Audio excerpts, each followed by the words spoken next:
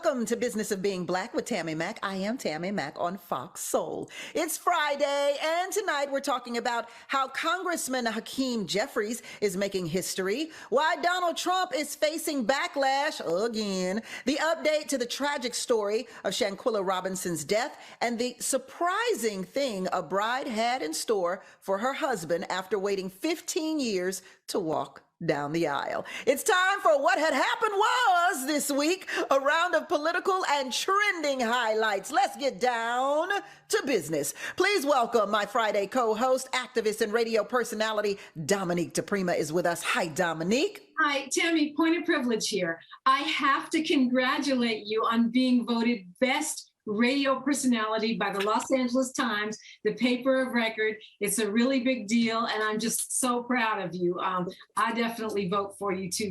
Best radio personality, Tammi Mac. Thank you so much, my colleague in radio, my sister in radio. I appreciate that love. Political analyst Ed Sanders is here. Hi, Ed. Congratulations on the honor. Well deserved. Thank you. Comedian and filmmaker Alicia Cooper is with us today to bring a little laughter to this political week. Hey, Tammi Mac, just trying to get to your level at some point. Reach high, sis, reach high. The president and founder of Oleka Management Consulting, Dr. O.J. Oleka, is with us today. Hi, Dr. O.J. Hey, Tammi Mac, congratulations on the reward.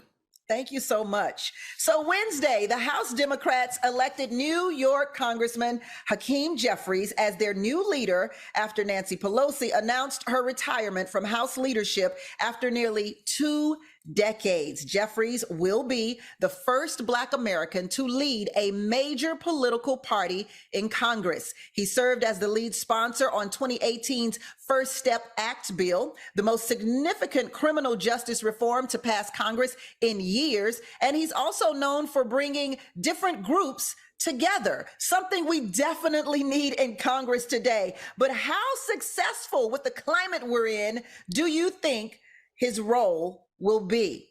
How successful will Jeffries be, Ed? I think he's going to be really successful. I don't think he's going to be a short-term leader in the House. I think he's going to be the Democratic leader in the House for quite some time. In the immediate, he's got to provide that counter to McCarthy and the Republicans, right? What we know about the Republicans in the House is they're going to try to investigate this, they're going to investigate that, peer under all these different things. What I think he's got to do is find the voice of the working families across this country, get the party back to speaking about those kitchen table issues, speaking about the economy, speaking about healthcare, speaking about education, all the things that the Democrats are stronger than the Republicans are once you hear a plan. I think he will stand in opposition to McCarthy's sort of obstruction to President Biden's agenda. So looking forward to it. Dr. Oleka, how successful will Jeffries be? Well, I think that Jeffries is going to behave like a typical liberal Democrat. That is who he is. He's from Brooklyn. People out in the rest of the country, outside of the coast, don't really appreciate when you have the liberal elites, whether it's from Nancy Pelosi, San Francisco, or Hakeem Jeffries, Brooklyn, telling them what to do. So I hope Ed is correct, that he is a leader for a long, long time. This would be good for Republicans. Now, the challenge he will have is his flank on the left. Those folks like AOC, different members of the squad, they want to take the party in a direction that most of the country doesn't want to go. He's going to have to pacify them, and he won't have the decades-long leadership that Nancy Pelosi has had. So we'll see how he's able to handle his left-hand flank. Look, Nancy Pelosi was sick of them. She was just sick of them anyway. Probably one of the reasons she said, I'm done with this. Dominique, how do we feel? Yeah, Jeffries is well prepared for the role. He has been training for it. He has been waiting patiently in the wings. He's made all the right moves. He will be very successful. I do think it's important to note that while he starts at a time when Republicans are taking control of Congress, meaning he'll be the minority leader, it won't be long before Hakeem Jeffries will be the first African-American Speaker of the House. And I think he'll do an amazing job, because part of the role of the Speaker is not just messaging. It's also about bringing the party together, getting those votes in alignment, as we saw Nancy Pelosi do. And I think, to OJ's point, he's flanked on the left and on the right. But the Democrats certainly seem to be a lot more united right now than the Republicans are, with their far right extremist wing kind of holding hostage the leadership of their party. So I think we started out with a united vote, a unanimous vote, and I think it's a good sign. He's well prepared, and I imagine he'll do an excellent job over a long period of time. Alicia, how you liking Jeffries? I'm liking him a lot. I mean, his position is unenviable. You couldn't pay me enough to take that job, but he is the right man for the moment. And I've liked the name Hakeem since coming to America. You know, it has some gravitas to it. So let's go get it. Especially when you put the accent on it. Hakeem. Yes. Stop it. Okay, so former President Donald Trump, Lord, he's being slammed yet again, y'all, for meeting with Ye and white nationalist Nick Fuentes at his Mar-a-Lago resort.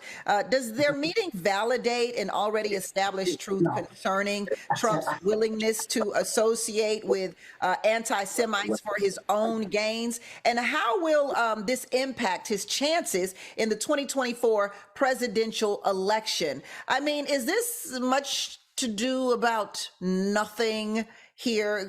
Look, Trump said, I invited Ye. I didn't invite nobody else. He brought his entourage with him. So what are we thinking on this, Dr. Oleka? Well, obviously, anti-Semitism is wrong. Meeting with anti-Semites is bad. I think this is something that Republicans will certainly work out within a Republican primary. I know that everybody's talking about Trump's meeting with him, but I want to take this in a different direction. If you are a supporter of the former president, you've got to be concerned that he's got people meeting with him face to face that he didn't know was going to be in the meeting. It's a question of staff. I have been a staffer for an elected official before.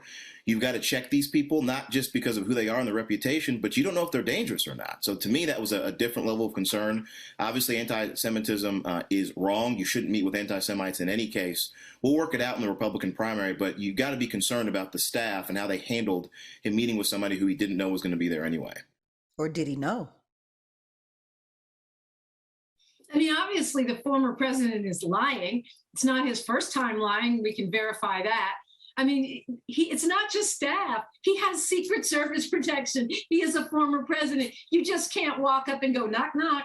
Dominique, I'm with Kanye. That's not how it works. He's lying. He knew the guy was coming.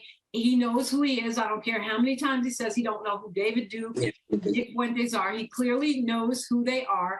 And not only is he meeting with anti-Semites, he is an anti-Semite. So, you know, he's meeting with himself every day. My question is, will the former president be unbanked like Kanye West was? Ed? Dominique just asked what is probably the most important question there. I think, you know, this conversation is an outgrowth of the Kanye West, news. This is an outgrowth of the conversation with Kyrie. When you start to think about Trump, you know, there's nothing new here. This is a guy that has supported white nationalists in the past. His support of the folks in Virginia. I think what was the comment? There's fine people on both sides. This isn't new for Trump. Much like what Kanye said, right? Hey, everybody has good in them. Yeah, but, you know, when we're talking about this country and we're talking about, you know, the melting pot that is the United States, I think as a country, we have been trying to build a country that accepts people for religious differences and certainly for racial differences. And what Trump has tried to do is stoke a real white nationalist vein within this country, and he continues to do it.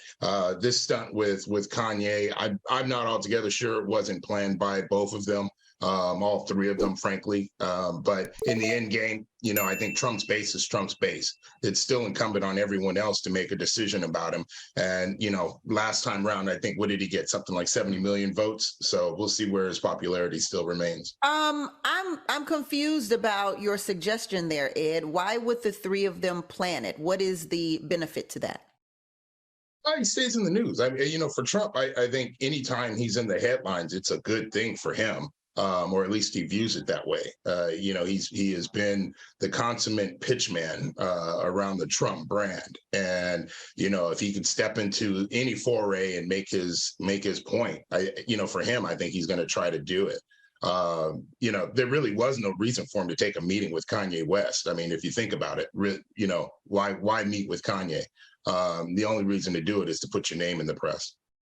Yeah, there really was no reason, Dr. Oleka. I did question that. What would be the reason? Is it just because former presidents meet with people? Well, sure. I mean, former presidents do meet with people. Look, Kanye West, or Ye as he's calling himself now, has a vast following. He has announced that he is also running for president in 2024. If you are President Trump, who has also announced his candidacy, you meet with some competitors early, maybe to get them out of the way. Perhaps that was the intention. Also, Ye, his campaign manager, has said publicly that he tried to set this meeting up as a way to entrap the president. So again, I go back to what I was saying before. This is a question of staff. They could have worked this out better, both for the former president and the meeting itself. What about what Dominique said? He does have Secret Service. That is his privilege as a former president. So is it really just about staff here, Dr. Oleka? Well, again, you'd have to look at whatever the Secret Service protocol is. I don't know what that is to speak to it. But I know as a former staffer, if you see somebody coming into the meeting that you are staffing the president with, and you didn't know they were going to be there, you've got an obligation to figure out who that person was. So again, I don't know who those people are making those decisions, but that's something that's got to be figured out for sure. A question here, as a former staffer, Dr. Oleka, do you have an obligation to tell the president who that person is? I think if you are aware, you certainly have an obligation to let the president know. But again, these meetings, and I'm not trying to dodge here, these meetings go at a different pace based on who's in the room.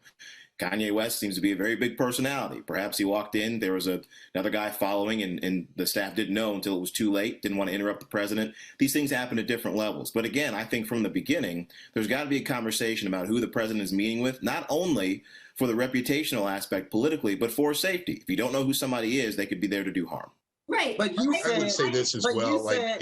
At Mar-a-Lago, it's not like he's in the White House where, you know what I mean, there's staff prepping everything. Mar-a-Lago, I think he keeps it really casual, sort of come down, stay, we'll get together and talk. He has a Secret Service detail. I interviewed Senator Hillary Clinton, who is also a former First Lady, and the vetting that I had to go through just as a reporter that was going to be sitting down and talking to her was considerable. They don't, Secret Service, I don't care what the staffing is. You don't just get to walk in anywhere with an ex-president. That's BS. But Dominic, you're a militant black woman. And Dr. Oleka, you said that he was entrapped. Well, former president shouldn't be so easily entrapped. I know one former president he wouldn't have been able to entrap, and that's President Obama, because he uses his brain. Well, let me use my brain and send us straight to a commercial break, because that's a smart thing to do. Welcome back to Business of Being Black with Tammi Mac. I'm Tammi Mac on FOXSOUL, and the Business of Being Black today are the trending and political highlights of the week. Let's get to this one. Last month, 25-year-old Shanquilla Robinson was allegedly murdered on a trip to Cabo she took with 6 of her friends. Robinson's death is being investigated as a femicide, defined as the intentional murder of women because they are women. A video showing Robinson being beaten by a female member of the group she was traveling with went viral. Her friends told her mother that she had died of alcohol poisoning. However, an official autopsy report revealed that she suffered a broken neck and severe spinal cord injury. Mexican authorities are now seeking the arrest of an American woman who traveled with Robinson. What are your thoughts on this tragic story? Dominique, let's start with you on this one. It really is a very sad story. I feel, the first thing you think is know your friends, like know who your friends are. With friends like these, you don't need enemies. It's just terrible because, of course, this could have gone unnoticed. They took her to another country, but now, the alleged perpetrators, they want to extradite her to Mexico. Mexico is very concerned because they don't want their tourist industry hurt by the fact that people aren't safe there. But this could have happened, right down the street in this country as well, because it's about people that do not have your best interests at heart, that are really willing to physically attack you and then try to cover their footprints. As some dumb criminals that videotape themselves assaulting you and then try to say that you died from alcohol poisoning. And the mama said didn't even have their story straight, but it hurts my heart. Yeah. A lot of people said exactly what you said, Dominique, in terms of knowing your friends, but there was a lot of backlash for people saying that because they were calling it victim blaming. You know, how dare you blame her Yeah. for not knowing who her friends are when it could have happened to any of us, and perhaps they just shouldn't have killed her? Could it though, Tammy? Could it? I don't mean to victim blame her. I'm not saying that. But I think a lot of times we hang out and we don't really think through we have friends, we have acquaintances. Because people do go travel with other people that they don't know, you know, as well as they know their close-knit friends. People have travel groups that they just travel with sometimes. I have one, but again, if I don't see that happening to you. I guess you never can predict. It could happen to me. But I think the people that we're really close with, we know their character, and you know we're pretty well assured that they have our back. Alicia, how do you feel about this one? This is awful. Like, and I always say I'm a big proponent of pepper spray because, like, you definitely don't know. I felt like I was like, did they take this young lady there to do that to her? Because they weren't even there 24 hours. And then they said, let's get undressed and put our swimsuits on. So now she's undressed and she gets attacked. So they said this young lady was 25 and she had owned multiple businesses. She was a success. And it seems like these other people were jealous of her. She was what we want in the youth. She was the best and the brightest. She was doing everything right. According to everybody who knew her, she was just such a sweet person. When they said they wanted her to fight, she said no, because she was not a fighter. They knew all of this ahead of time. And what was done to that young lady is just, it's so sad. And I want more than one woman arrested and sentenced, is kept in Mexico, because it was more than one person complicit in this situation. I even want the guy who videotaped. I want them all to go down, because this was absolutely unnecessary, and it was brutal, and it was vicious. I wonder if there will eventually be some type of law for people who videotape acts as such, and as opposed to going to seek help. You know, because we live in this world now where everybody wants to start filming, but people have stopped helping, and all Like they a do duty is to film. intervene. Yeah. Yeah. Ed? Yeah, I mean, to everyone's point, I mean, just a tragic situation, right? You know, the thought that you go to a foreign country, and you know, to pick up where Dominique was on sort of your friends, you know, who you travel with abroad is a different caliber than who you would travel with, you know, to the game down the street. You know, how you end up, you know, in a situation where you know, the group has jumped on you and they're beating you to death. You know, it seems to me that it's just, honestly, it's just a tragic story. I think I'm really more interested in how does this extradition piece happen, right? You know, I think Mexico is going to want to see some of the suspects extradited to Mexico, and query how, you know, local authorities respond to that. This is going to be such a high profile case, given to Dominique's point, the tourism, that it'll be interesting to see how that happens. Yeah. Dr. Oleka? Well, the only thing I want to contribute is based on what Dominique was saying, because I think it is very, very important. God rest this woman's soul. But I don't think it's victim blaming. I think it can be life saving. We got to know the company that we keep and where we go. We're talking about it because it's Mexico, but this could have been a frat party at a college. You go with friends, people who you think you know, but you don't really know, and then something awful happens to you. This could happen in high school. You go with a bunch of friends to a field party, and all of a sudden you end up missing because people weren't defending you. If there are multiple people that you are traveling with, you got to make sure one of those people is a ride or die, because that literally might be the situation that you come down to. It's not victim blaming. It is a tragedy what happened to this young woman, but you got to know the company that you keep, because it could save your life. Yeah, but I just keep saying, Dr. Oleka, like, we meet people, and this young woman was in her 20s, right? So she's not had 20-year friendships. She's only 20 something. So we meet people and we get to know them along the way. And during meeting them and getting to know them, some things that we do, or we have dinners, we go out to parties, and we travel with them. So it may be a little unjust to blame her for the friends she went to travel with. Oh, I'm not I mean, we blaming teach her. our children. That's what I'm saying. It's not a blame to her. It is a caution to people who are seeing this story. You may be 25, you may be 20. Look, maybe you don't need to go to the overseas trip with people that you met 1 year ago or 2 years ago if you're that young. I realize that you might miss out on that experience, but if this is concerning to you, which it should be, it's something at least to consider. Ed, you were To going to OJ's say? point, it is a cautionary tale. I mean, when you think about it, we teach our children not to get in cars with strangers, and it's a very similar dynamic. It's a cautionary tale to keep you from doing behavior. I mean, it doesn't change the result of this incident, but hopefully future people are more mindful of who they travel with.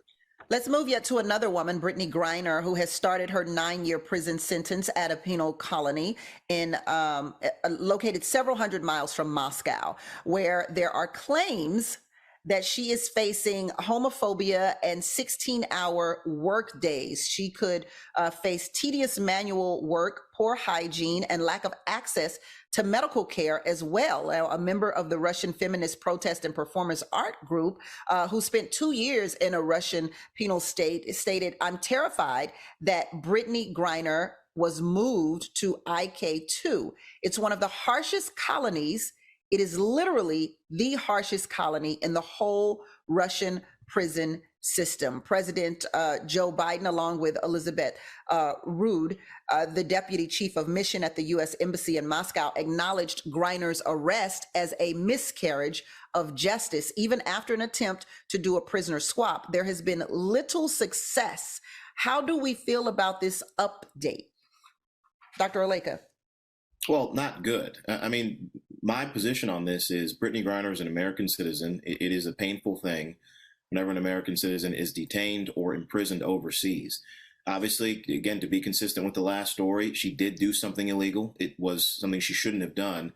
But I really hope that the Biden administration is doing everything they can to try to bring her home, to try to reach some type of agreement with the Russian government, because I do not feel good, quite frankly, about how she will end up over that time in 9 years in that prison. Brittany Griner is in danger. There's no question about it. I mean, the homophobia, the racism in Russia is well documented. The fact that this particular prison is known to be extra problematic, it's really worrisome. And I think we need to keep talking about it. I'm glad you brought it up, Tammi Mac. I think we need to keep bringing it to the Biden administration's attention, even though they say they're doing all they can. It's our job to make sure that's true. Yeah, absolutely. We'll come back and get Alicia and Ed's thoughts on this. We'll be right back. Got to take a commercial break, y'all.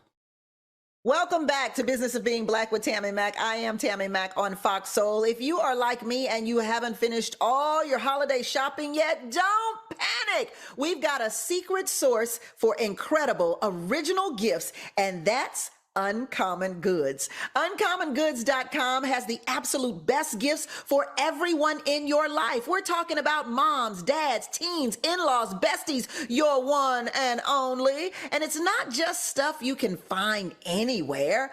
Uncommon Goods has unique and creative gifts, often handmade by independent artists and makers. So skip the gifts that scream last minute and find something truly original at UncommonGoods.com. Uncommon Goods looks for high quality, unique products that you can't get anywhere.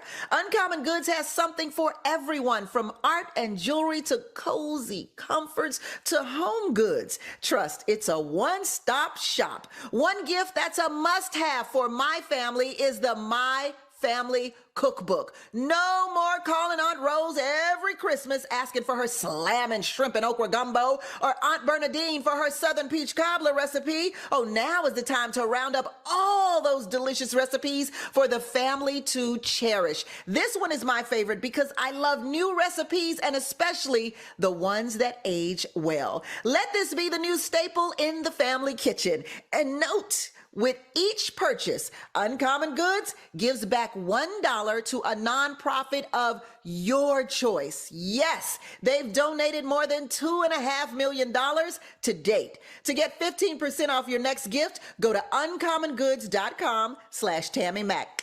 That's me. Uncommongoods.com/Tammi Mac. That's uncommongoods.com/Tammi Mac for 15% off. Don't miss out on this limited time offer.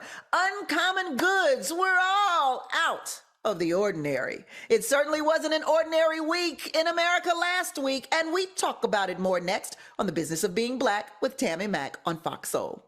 Welcome back to Business of Being Black with Tammi Mac. I'm Tammi Mac, and the Business of Being Black today are the political and trending highlights of the week. When we last left, we talked about Brittany Griner being held in the harshest prison colony in Russia. How do we feel about this, Ed? We didn't get your take. I think I echo what everyone else did. I commend you, Tammi, for continuing to raise the issue, and it needs to be. I would also say that, within the American media and abroad with its allies, there are a lot of supporters of, say, our prisoners of war, sort of the military side of the equation. And that group, that crowd needs to get engaged on this issue. There's no doubt that Brittany Griner is being held on some false pretenses. I mean, whether or not she smoked weed, a 9-year sentence in a penal colony is clearly excessive. But we need to hear more from other segments of our society. Yeah. And we know that she's even popular in Russia because we were looking at that photograph that just popped up, the video of her. All of the press are there. So it's quite interesting. They know exactly who she is and probably what they're doing. Alicia? Yeah, they definitely know who she is and what they're doing, and they're going to deter anybody else from ever doing that. You will not see anybody coming over there with any vape cartridges because they take stuff above and beyond. America is completely different than these places. I'm sure tourism has to be down, and it's very unfortunate. I feel so badly for her. I watched Locked Up Abroad for years, so I already knew the kind of deplorable conditions you get in other countries, and all I can do is hope that she doesn't have to do 9.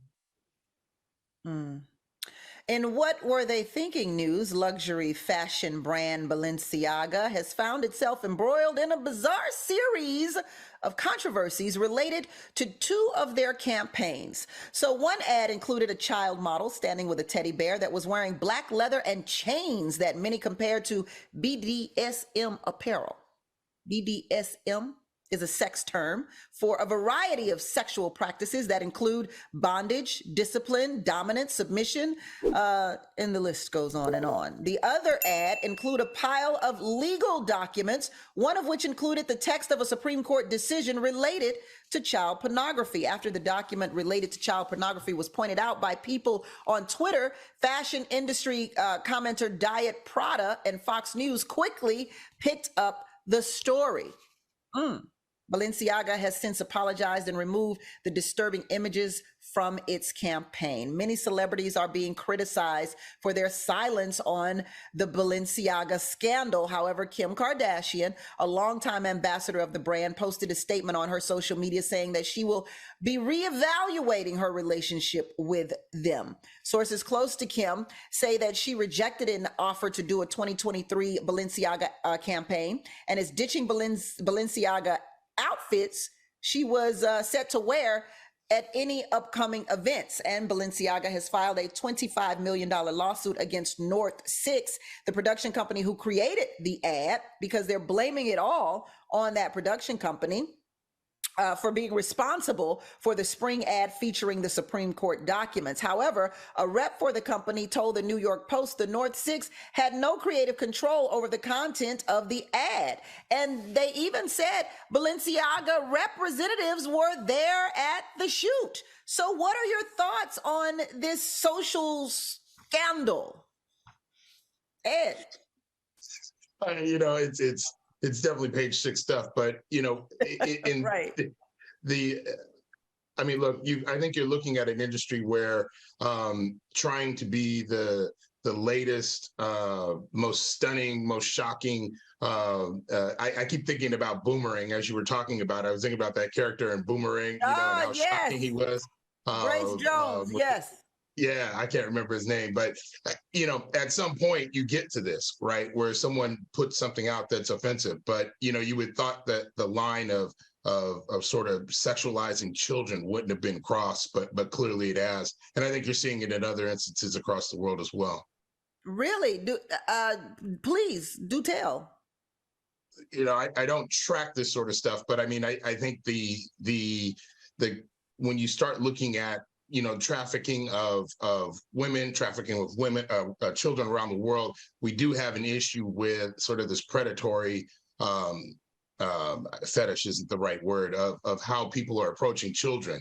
And I don't know that it's major brands. I shouldn't have intimated that it was major brands, but there is this ongoing question of how we, as a society, deal with sexualizing children. Yeah, Alicia. Yeah, and it took Kim Kardashian 6 days and a stomping from a right winger to say anything at all. And I don't even understand why would you even think that this was a campaign that should be approved, Balenciaga? And nobody's going to be shooting something that wasn't approved by somebody for Balenciaga. So they better find a person and round them up and fire them, because that was a swing and a miss. And when it comes to children, you have to be extremely careful. I don't know what they were thinking. I mean, but at work, we're talking about them. And I think sometimes that's the benefit, is that everybody starts talking. Yeah. They say no. Bad press is good press. So are we there? Are we this far in where bad press is good press, or will Balenciaga be canceled? Or do average everyday people even care about Balenciaga, or is it only the Kim Kardashians and Ye West of the world, Dominique? Well, they have to have some customers, whether they're billionaires, millionaires, or regular people who really can't afford what they make. But I think it's a little deeper. I don't think this is just one mess up. If you look at their director of creative, if they've had other scandals around child pornography, they've been quoted saying things like they were raised on child pornography. Kering, which is the parent company of Balenciaga, they own a lot of different brands, including Gucci. The owner of that also owns an auction house that sells child pornography blow-up dolls that are incredibly disturbing. I think Ed is right that it's all about being cutting edge and shocking and this and that, but it gets to the point where you're satanic, a horrific criminal, and I don't think it's a one-off. I think it is a problem. So why don't people know about this information that you're sharing with us now, Dominique? This is crazy. Nobody knows about that. That hasn't gone viral. If it wasn't for this scandal, I wouldn't have known about it. What makes us look at a company like this, and give them the side eyes when something like this happens? But I think it's absolutely true that what Alicia said, there's no way Balenciaga just lets a production company do a campaign. Image is their everything. That is what they sell. It's their stock and trade. There's a lot of little weird secret stuff that super rich people do that we don't know about, but we find out about it only in scandal. Yeah. Dr. Oleka. I think this is ugly. I think it's disgusting. I think it's gross. I agree with Dominique 100%. I think there is a massive problem in our society today where people want to sexualize children for whatever reason. This is not cutting edge. This is perversion. This is perverted behavior. Absolutely. This is ugly. This is gross. And I think that everybody needs to come out and say how awful this is. What kind of company are you, where you think that the way that you should make money and build your brand is to sexualize children? And that is right. This is not just Balenciaga. This is Netflix that showed that documentary or that movie from France that had kids being sexualized in it as well. This is a massive problem in the culture today. And I think that people who care about kids, you ask if regular people care about this, regular people have kids. This could be their kid. If they want to get their kid into an opportunity to be in a show or be in a movie and this happens, regular people need to stand up and fight against this kind of disgusting behavior that goes on around the world.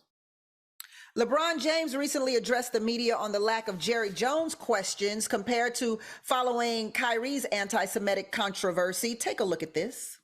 The whole Jerry Jones situation photo, but it seemed like it's just been buried under like, oh, it happened. Okay, we just move on. And I was just kind of disappointed that I haven't received that question from you guys.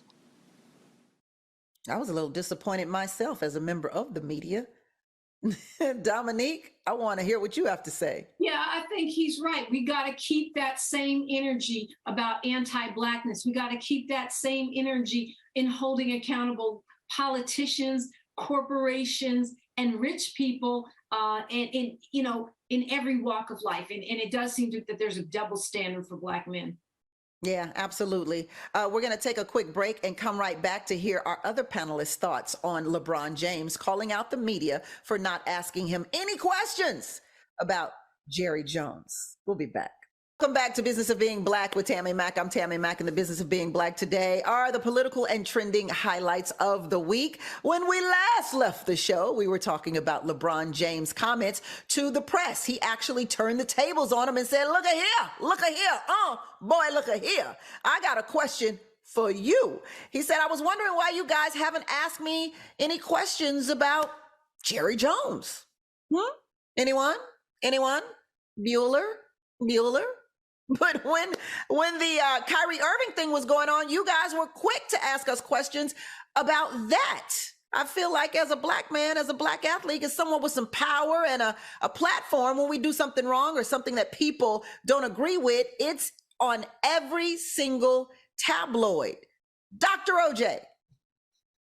Well, I would imagine they probably didn't ask him because he doesn't play football. I don't know how all the other news outlets took this Kyrie Irving story. I don't know if they asked football players or hockey players or other folks who just didn't play the sport about Kyrie and what he was doing. Also, LeBron James played with Kyrie Irving, so there's a unique connection there that I think is different. Look, I don't think anybody should defend. I'm certainly not defending what Jerry Jones did in 1957. It's also 1957, 65 years ago. I think if you wanted to attack Jerry Jones, you could probably find something more recent. And if you can't, then you probably shouldn't be bringing this up as a story now. I mean, these kinds of things happen. That's a great point, Dr. Olega. That is a great point. We could probably find something more recent, but I do disagree with the point that they asked LeBron the question because Kyrie was a former player with him and is a basketball player. They asked LeBron James all kinds of questions all of the time related to social issues. They probably shouldn't, to be honest with you. But they do. This one, they kind of glossed over. They're like, I mean, they've even asked him questions about the Cowboys before. So this is not, I mean, LeBron is who he is, and they don't just ask him basketball questions. He's walked out a couple of times because they don't just ask him basketball questions.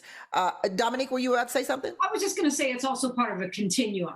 If I was at a KKK rally or beating up kids that were trying to integrate schools in Little Rock way back in the day, and I'm profiting from a sport that is dependent on Black talent, I would have made a statement about that many years ago without having to have it exposed through an old photo. I would have said, I did something terrible as a child and I regret it now. But no, it's till it comes out and now everyone says, oh, but he was only 14. It's part of a continuum of white supremacist thought.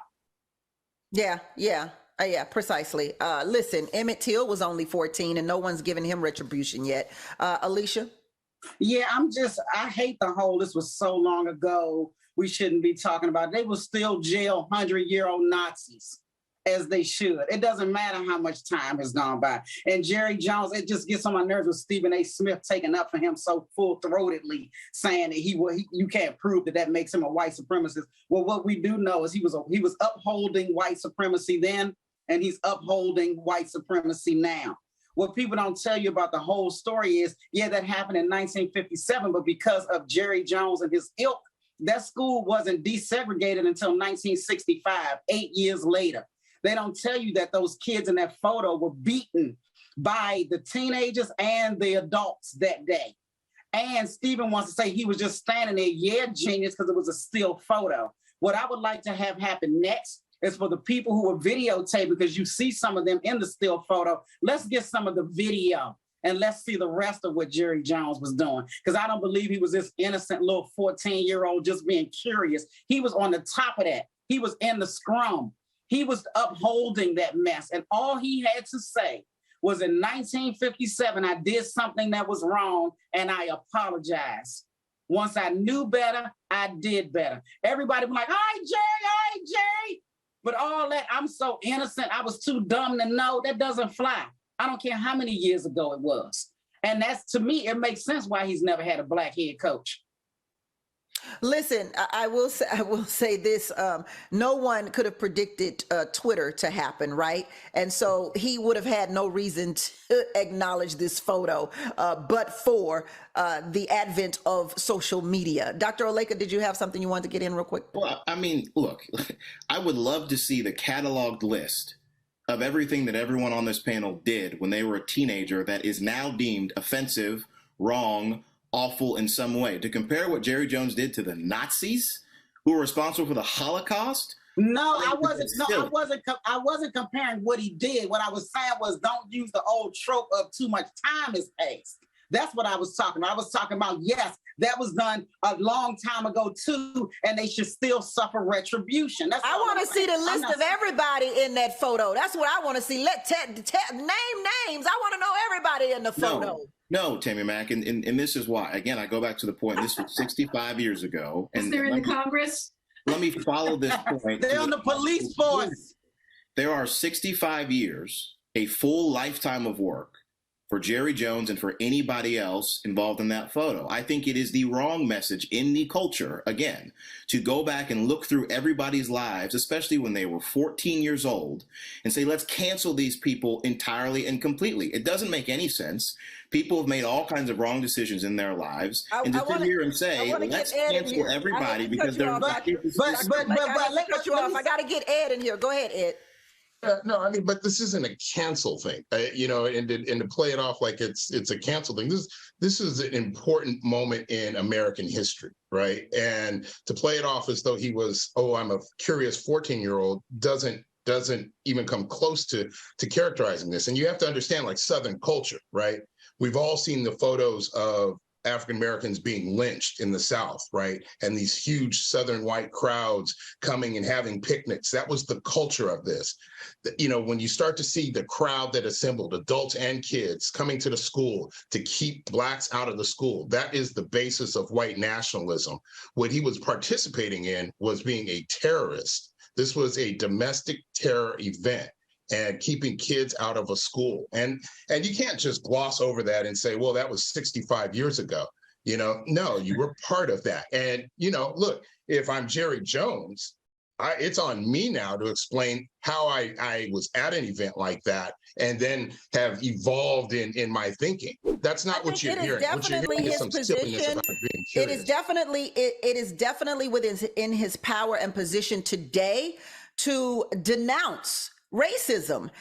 When President Barack Obama was running for president, he had to denounce his participation and his friendship with a pastor because he had joined the church years ago. And because the pastor had said some things years ago. And so I think at the least, Jerry Jones could publicly denounce racism and denounce inequality in America. At the least. I have to move on, Alicia. I have to move on. A couple finally tied the knot after dating for 15 years. And let's just say, let's put a little light. Let's shed a little light on some things here. We got a little heavy. Let's go ahead and shed some light. After 15 years, the couple was together. And let's just say the bride had to let it be known that she has been waiting for quite some time for this day.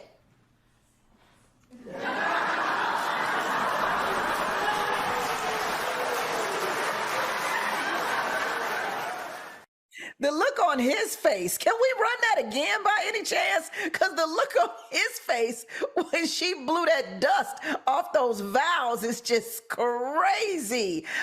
Would you wait that long, Alicia? Absolutely no. And I can't stand, I have a term called long suffering. And I just do not like these long suffering situations. 15 years later, she should have moved on. Or by now we can do a Kurt Russell, Goldie Hawn, where we just date.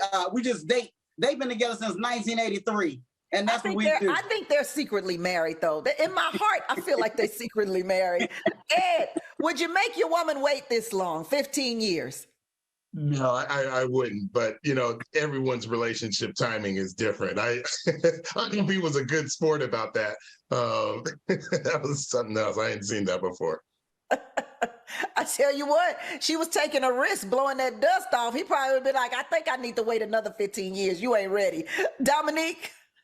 Oh, no, I don't think I would wait 15 years, but you know what? Maybe it was, well, apparently it wasn't mutual. I mean, you might have to wait 15 years for me at this point because I'm not trying to tie them up. Dr. Oleka. Well, Alicia said long suffering. That's a biblical term. It's a fruit of the spirit. Maybe this was just God's plan. We don't know what. Look, Tammy, you make me wait that long. That dust gonna be anthrax. Oh my goodness, not the anthrax. So listen, I want to take this time right now, first of all, to thank my Friday co-hosts, Ed Sanders, Alicia Cooper, Dominique DePrima, and Dr. OJ Oleka for being a part of the conversation. But I especially want to say thank you to Dr. OJ Oleka and announce that today is his last appearance on The Business of Being Black with Tammi Mac, as he is running for state treasurer. And I want to say to you, Dr. Oleka, from my heart, I have learned so much from you on this show, and I thank you, my brother. I learned about Nigeria. I learned how to honestly assess American politics using information from both sides of the aisle. I learned more. I learned more than anything how to keep cool under pressure when stating my position, not just politically, but this is translated even to my marriage. So I thank you for that, Dr. Oleka. And, I now know you don't have to be loud to be heard. And I thank you, Dr. Oleka, for being that example for me. What I love most about you is that you are my only panelist who refer to our viewers as soulmates consistently. And for that, I thank you. You really are an amazing person, amazing guest host, and I wish nothing more for you than to win, win, win, no matter what. Got money on your mind because you're running for the treasurer. I'll miss you, good doctor. And until next time, I wish you nothing but the best. You want to talk about it? Well, I just want to say thank you to you, Tammi Mac. You have been an incredible host of this show.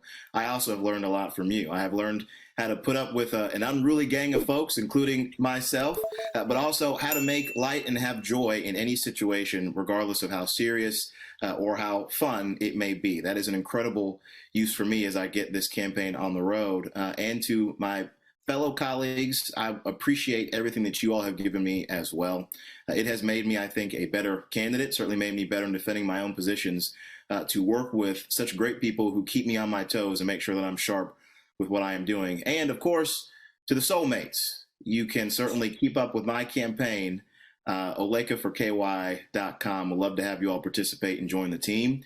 But also it's important that I have said from day one, and I will say on this last day, I want to be a different kind of Republican than what some of you might be used to. What I'm looking for is a new generation of Republicans who can bring in new voters to the Republican Party. I think there are a lot of people out there who have Republican principles, but are Democrat in party. I want to bring you all over to our side. I think I can be a Republican that can make people proud, make people excited to vote for me, and I'm excited to tell my story all across Kentucky. Oh, thank you so much. I keep saying Kentucky because when you said KY, the only thing I could think of was jelly. No, please do not think about that. I've read the bill. I've read the bill. I've read the bill. I've read the bill, right? Dominique, your nemesis. You have anything to say to him? Just sparring with you, Dr. OJ Oleka, and it'll be weird calling you Treasurer Oleka because I'm pretty convinced that you will win.